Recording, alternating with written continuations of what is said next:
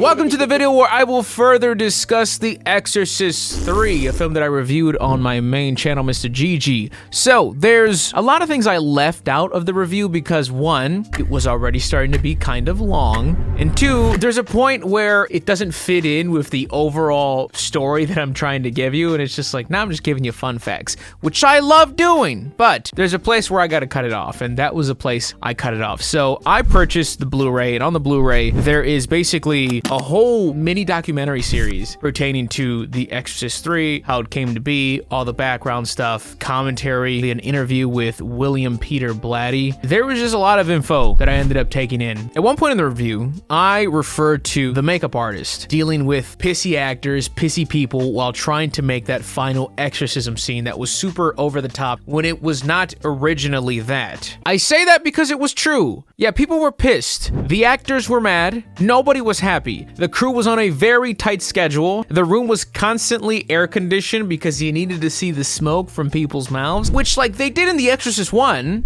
but this is a different story because on The Exorcist 1, people were dying on the set and maybe they were like, you know, this isn't that bad. I am alive. Exorcist 3 though, this is the worst fucking thing ever. Why are we doing this? I hate everything about this. So apparently, what the fuck's his name? Jason Miller, Father Karras, I guess he wasn't even really there on set for that long because he had a stunt double of sorts that actually shot a lot of the background shots that he did. So in multiple frames, if you zoom in on Father Karras, that's not Jason Miller, even though it was already not supposed to be Jason Miller and supposed to be Brad Dourif, but now they switched him out, but they also gave him a double because he was not there very long. So the other guy that actually sat in for him, I would say maybe majority of the time, question mark? He didn't even get credited on the film. I see a man who looks like Damien Karras. I guess they just sat him down and they were like, yeah, we're not putting your name on there. And I think it's because they didn't want to take away from the allure that Jason Miller was there. Because then people were going to be like, well, what the fuck? You brought back this massive character from part 1, but it's not actually him. He scolded it.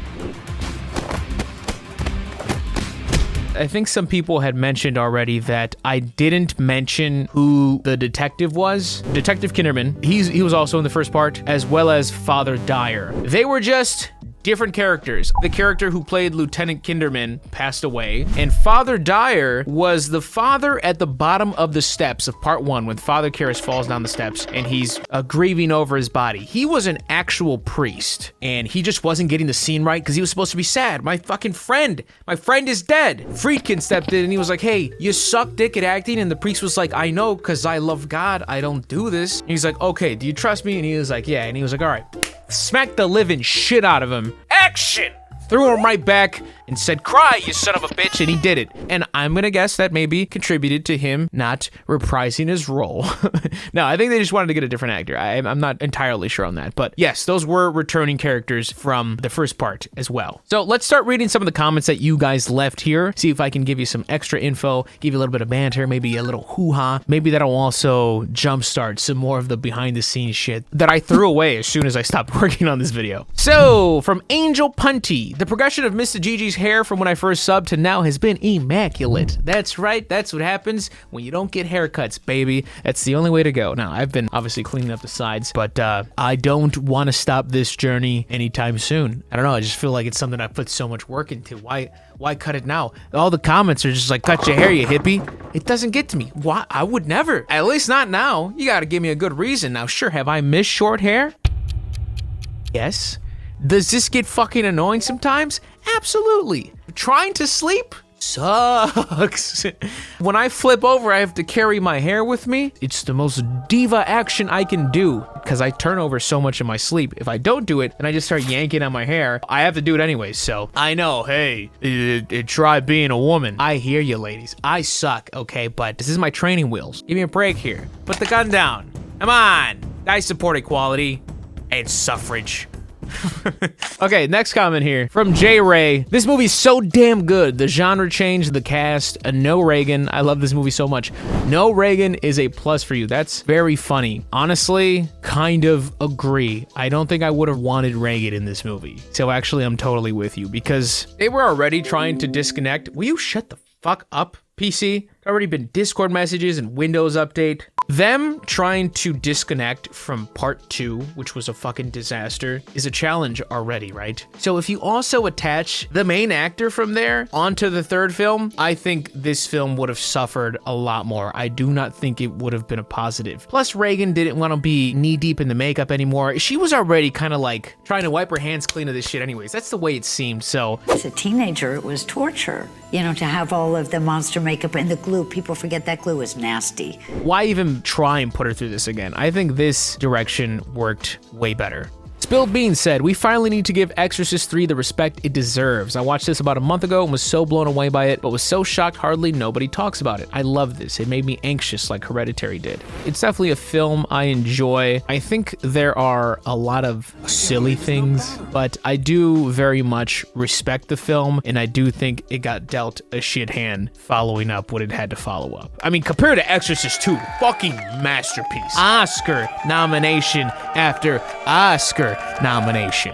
Madam Foogie said, fun fact, the jump scare scene of Nurse Keating acted as inspiration for Team Silent, creating Nurse Lisa Garland in Silent Hill 1. She wears the same red cardigan and nurse uniform. It's a Wonderful Life was also referenced in the Otherworld Hospital in Silent Hill 3. You can see it scrawled on the wall when Heather climbs up a ladder. Interesting. You know who else liked The Exorcist 3?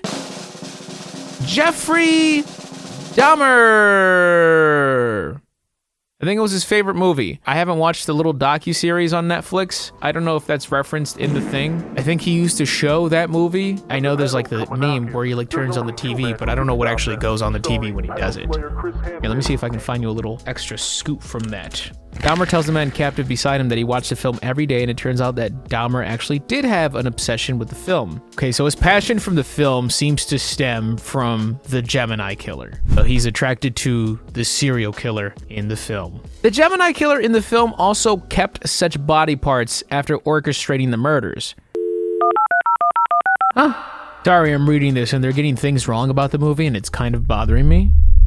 Ever so slightly. That's never really touched upon. For example, with the father in the confessional, I guess this was cut out of the final movie, but it's the father, he's holding his decapitated head in his hand. Thomas, his head was replaced with the Jesus head. There's never really any talk as to where any of the decapitations are. They're just never like, oh, where are the heads? There's never any conversation there. So there's never any like real insinuation that the Gemini killer was harboring all of these body parts that weren't at the scene of the crime. I don't know why I'm arguing with this article that is clearly just trying to take advantage of the clicks of Dahmer and not really care about Exorcist 3 lore, but you're wrong. Anyways, next comment. Fuck this. O'Cray Evelyn says, the way Gigi sits and walks around while describing the story reminds me of the narrator from an old show called Beyond Belief, Fact or Fiction. Love the unique style. Fits so well for a murder mystery movie. Hey, thanks. That's a nice compliment. I don't know almost anything about that show except that it's used in Twitter quote replies when someone says this bizarre story. Like, oh my God, I can't believe I just beat the shit out of this person who was talking shit to me in front of the Burger King line. I punched him and then everyone started applauding. And then someone quotes that tweet with this montage of, I believe the person you're talking about, who just keeps saying, false, completely fiction. It wasn't true. It's just a montage of that. Very funny meme. Is it possible that a parrot could give a young girl the will to live? House Wilma said, as someone currently suffering an anxiety attack, thank you for this video. It helps me have something to focus on.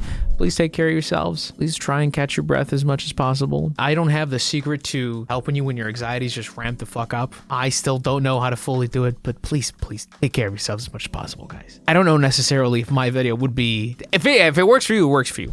Corbin Garber said, one of my favorite movies of all time. All the interrogation scenes with George C. Scott and Brad Dourif are absolute gold. Yeah, Brad definitely steals the show there. George just kind of sits there, and it works.